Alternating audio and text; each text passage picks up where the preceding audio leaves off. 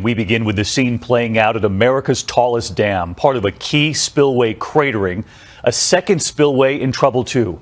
And tonight, with more rain on the way, nearly 200,000 people evacuated. Here is the first spillway we reported on last week here. You can see the waters raging right over the side of the spillway, underneath that growing crater. Emergency crews can't shut off the water because levels at that dam are already at dangerous highs. With that spillway and now another one in trouble, the evacuations. Many were given just an hour's warning, some even less. This is the image that started the alarm. Water rushing over a giant gaping hole. Now the race to reroute the water causing bigger problems. The damage and erosion so severe, emergency officials feared the worst. If the area doesn't hold, a giant wall of water could spill into the surrounding residential areas. Just 7 miles downstream from the dam in the city of Oroville, this is the Feather River, already swelling over its banks. If that spillway fails, 1 million more gallons of water every second would enter this river. Nearly 200,000 people told to evacuate. Advised we need to expand the evacuation area. The alerts coming in by phone and text. This Oroville resident said he had 5 minutes to leave. Our phone started going off and we just immediately loaded up the kids and took off. Dishes left on the table at this abandoned Denny's. Those fleeing stuck in bumper-to-bumper traffic for hours. Gas stations overwhelmed. And I'm scared because I've never been in anything like this before. Motorists tweeting photos and videos of their ordeal through the night. I've been stuck in this spot for 20 minutes now. I ain't going nowhere. The problem all stemming from the Oroville Dam in Northern California, now at record levels and in danger of spilling over after a series of storms. At 770 feet high, the dam is America's tallest. It releases water from Lake Oroville through a spillway. The problem started last Tuesday when a massive hole developed in the spillway's concrete base, forcing engineers Saturday to allow water over this wall into the adjacent emergency spillway. Here are those dramatic images of the water going over the wall for the first time since the dam opened in 1968, leading to that severe and dangerous erosion.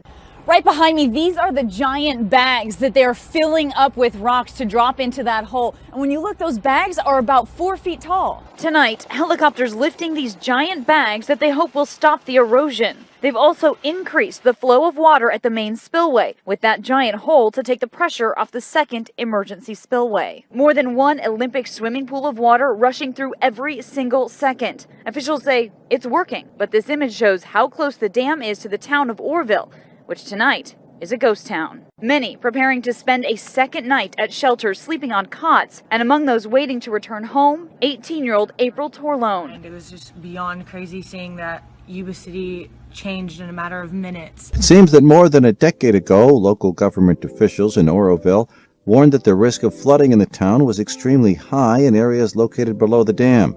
According to the Associated Press, state and federal regulators dismissed those fears.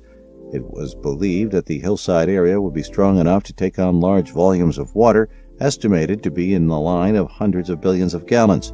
That confidence kept regulators from reinforcing the concrete that now has a gaping hole in the center of it.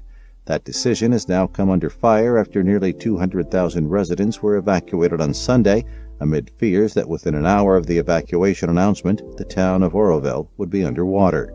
Parts of Hungary are on flood alert, with melting ice causing mayhem. It's the flip side of a rise in temperatures after weeks of freezing conditions. Some homes are submerged in the east of the country, with boats and piers also damaged. Hundreds of kilometers of waterways are affected by the flood alert. And while there are no reports of injuries yet, authorities are urging the utmost vigilance. Extreme weather and heavy snow have shut down schools and educational institutions in 8 provinces across Iran. Snow has blanketed northern and western provinces of Ardabil, Azvin, Zanjan, Markazi, Hamadan, Semnan, and Kohkiliye Boyar Ahmad, as well as some cities in southern province of Khuzestan. Several roads leading to northern provinces have been cut off, and traffic police urged people to cancel or put off their trips. Iran Meteorological Organization has forecast more rain and snowfalls across the country for the next couple of days. Humans have visited the deepest part of our planet, the Mariana Trench, only twice, once in 1960 and again in 2012. Yet the trench, a nearly 7-mile deep rift in the Pacific, appears to be pretty polluted. Some animals there have contamination levels similar to what you'd see in highly polluted industrial areas. They also contain toxins banned in the 1970s. The pollutants seem to concentrate thanks to gravity and the food chain. As animals who were contaminated near the surface die and sink to the bottom, the toxins build up in the ecosystem. The toxins are called persistent organic pollutants. They can cause birth defects and developmental problems in both animals and people. The most infamous example of this type of toxin is probably the pesticide DDT. The same kind of pollutants can be found on land too. A 2016 study found that polar bears, already at risk because of melting Arctic ice, were consuming the toxins through their mother's milk. Now it's beginning to look like many remote ecosystems are becoming a sink for pollutants. Over time, these toxins seem to be concentrating in more remote areas of the globe.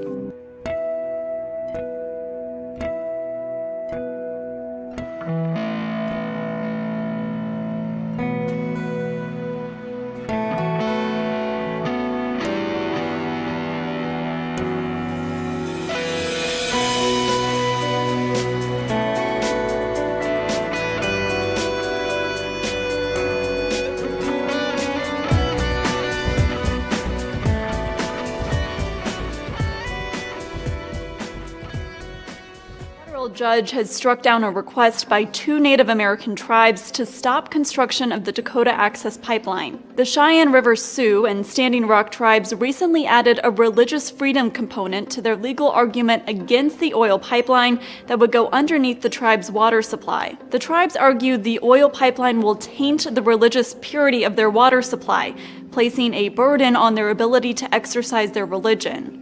A U.S. District Judge in Washington, D.C. rejected the tribe's request for an immediate temporary restraining order on the project. But he said he'll reconsider the pipeline before a hearing February 26th, and he promised to rule on the issue before the pipeline is ever used for oil. Politics in the U.S. are too much for some Canadian school kids. It's so bad a Canadian school board has canceled class trips to America. That's according to the Windsor Star. The Greater Essex County District School Board is in Windsor, Ontario. They had intended to bring students to sites such as the Detroit Opera House and Michigan's Holocaust Memorial Center, but school officials said they were concerned that President Trump's travel ban would prevent some students from crossing the border. Board spokesman Scott Scantlebury said, "Where one person doesn't go, nobody goes. We want to make sure nobody is excluded." A trip to Washington, D.C. was also canceled because it would be happening at the same time as an expected large protest. The board plans to reevaluate the policy at the end of February. Today at the White House, President Trump met with his third head of state as our neighbor to the north, Prime Minister Justin Trudeau, visited the White House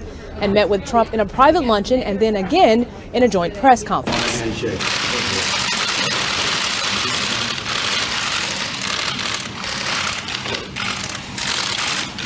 Going into this news conference, everybody knew that the two leaders vastly differed on a range of issues, most recently on the issues of immigration and refugees.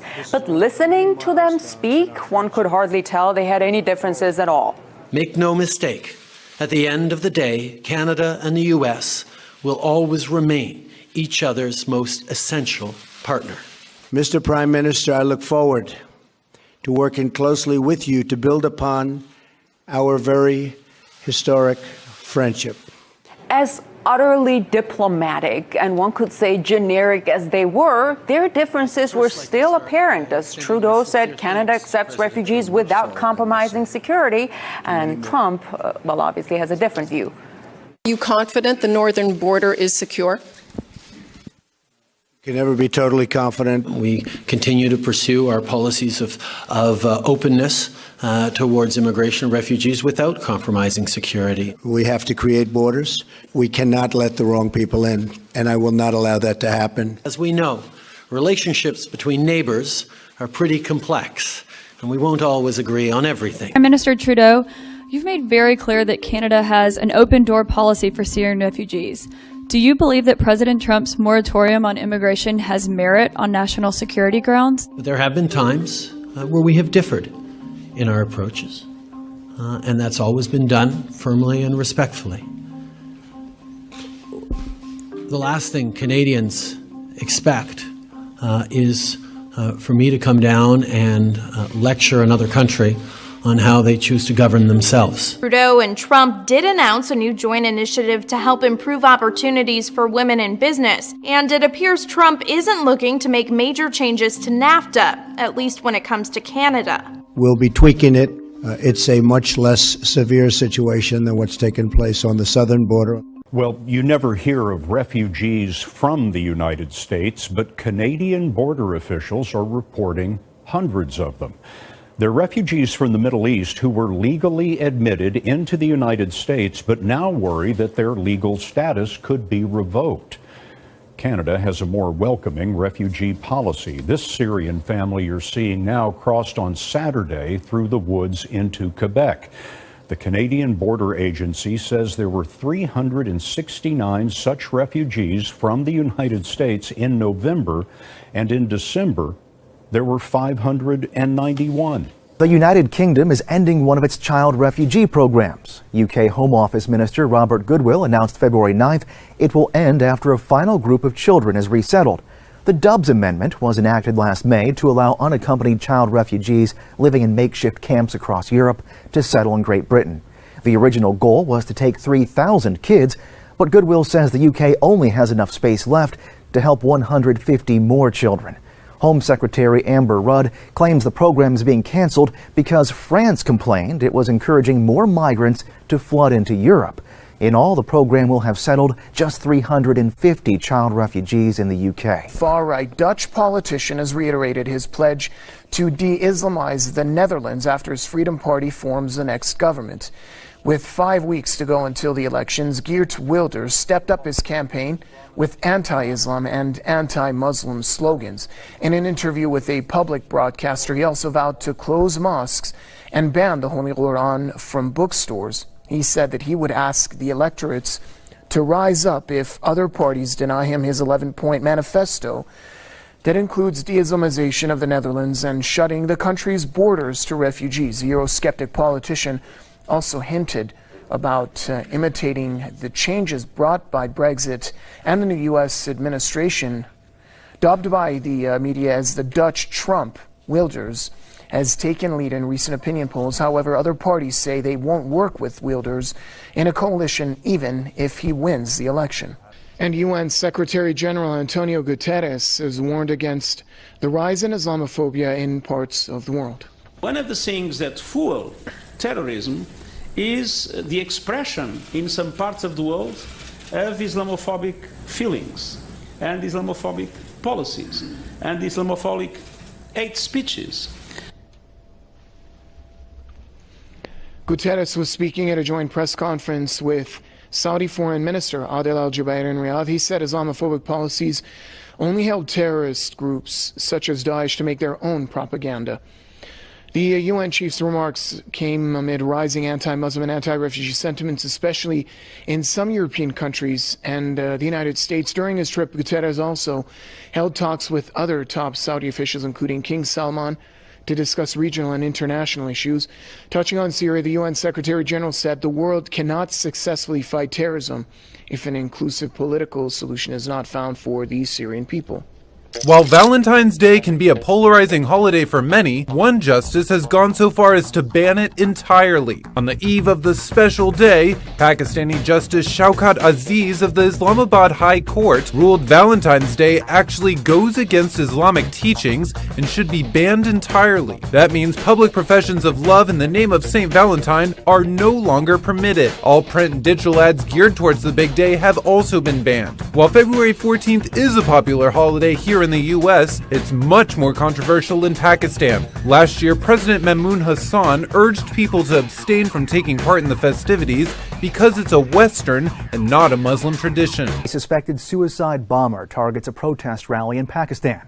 The attack occurred February 13th in the city of Lahore, where medical shop owners were demonstrating against amendments to a law that deals with drug sales in Punjab province. A Punjab province official says at least 13 people were killed including 2 senior police officers. Several eyewitnesses tell local media they saw a man on a motorbike cause an explosion in the middle of the crowd. The force of the blast was so intense, it almost destroyed a nearby television news van. According to the BBC, a Pakistani Taliban splinter group known as Jamaat-ul-Ahrar said it carried out the attack. Militant groups have recently targeted Lahore, the capital of Punjab. Back in March 2016, at least 69 people were killed in an explosion at a Lahore public park. Turkish President Recep Tayyip Erdogan says that Ankara aims to establish a safe zone in Syria. The step we are taking by cleansing Al-Bab of Daesh is aimed to a goal. After Al-Bab, we'll move towards east to Manbij and Raqqa. If we can take a joint step with coalition forces, we are aiming to establish a safe zone cleansed of terrorist elements. Arabs and Turkmen groups in particular will find the opportunity to settle in this safe zone. Erdogan has made the remarks during a speech in Bahrain. The Turkish president also says that the safe zone will cover an area of up to 5,000 square kilometers inside of Syrian territory. Erdogan added that he has informed the United States of his plans, which he says will require a no-fly zone. Turkish forces crossed the border into Syria in August 2016. Ankara claims it's fighting Daesh.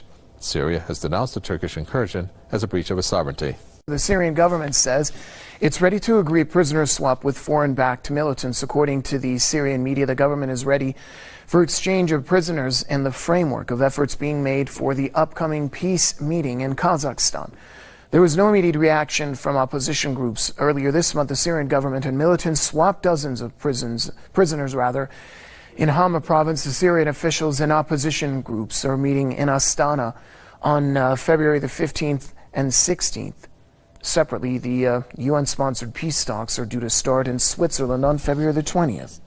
New footage shows the level of damage ISIS has inflicted on historic sites in Palmyra, Syria.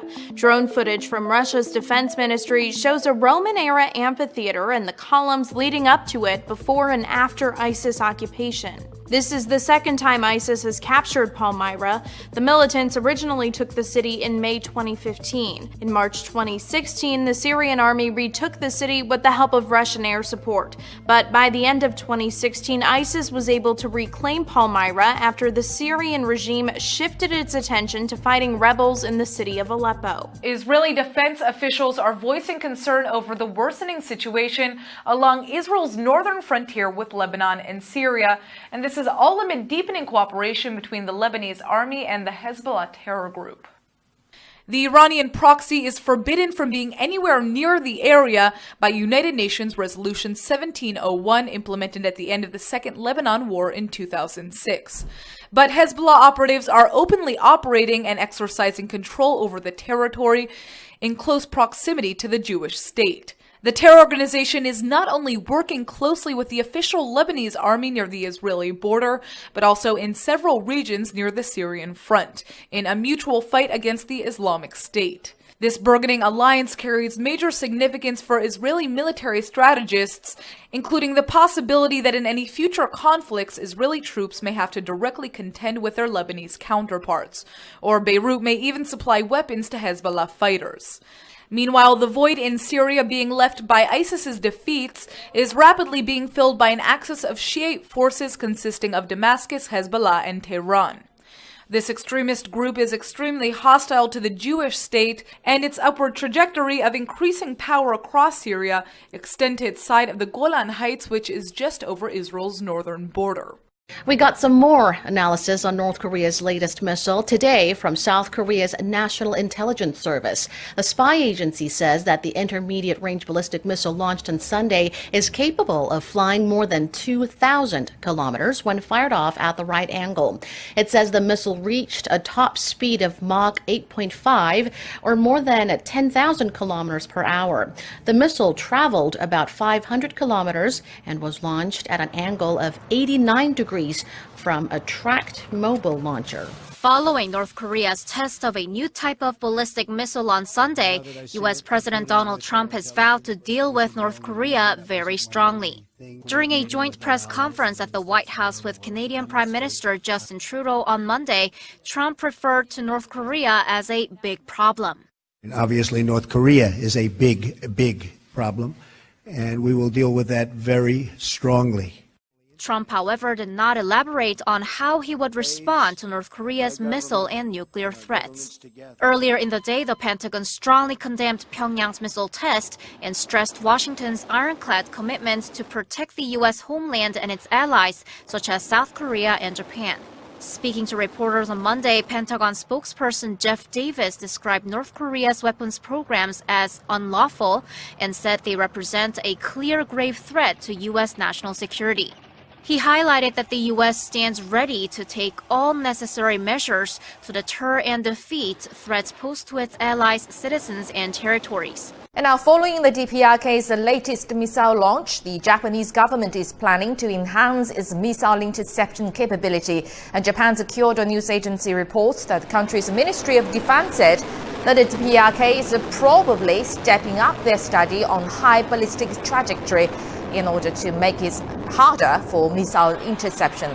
Facing that threat, the Japanese government is allocating some $13 million to buy a sea-based interceptor from the U.S. and will make the deployment as soon as possible. During his official visit to the U.S., Japanese Prime Minister Shinzo Abe said that the stance of its strongest ally, the U.S., is likely to become tougher than before. Now, China voices concern over a recent statement by Japan and the U.S. that lays claim to a group of disputed islands in the East China Sea. China expressed a serious concern about and resolute opposition to the remarks of Japan and the United States. No matter what they say or do, they can neither change the fact that the Diaoyu Islands belong to China, nor shake China's determination and resolution to safeguard the national sovereignty and territorial integrity.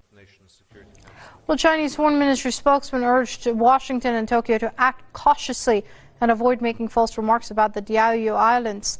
Gang warned that such comments will negatively affect regional stability. The Japanese and U.S. leaders recently affirmed the Article 5 of their security treaty covers the islands known as the Senkaku in Japan. But China's foreign ministry said the so-called treaty is a product of the Cold War and should not question China's sovereignty over the islands.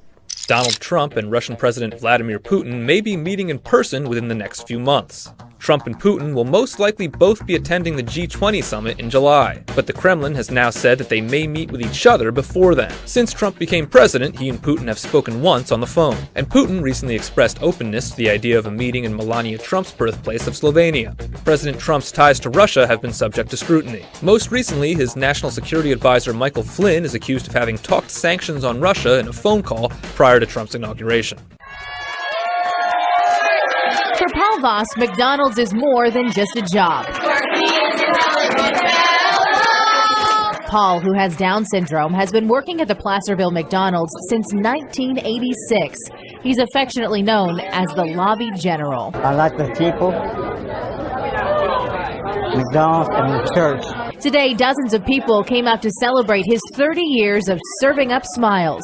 Jill Rucala is Paul's job coach. Paul's been trying for years to put me out of work.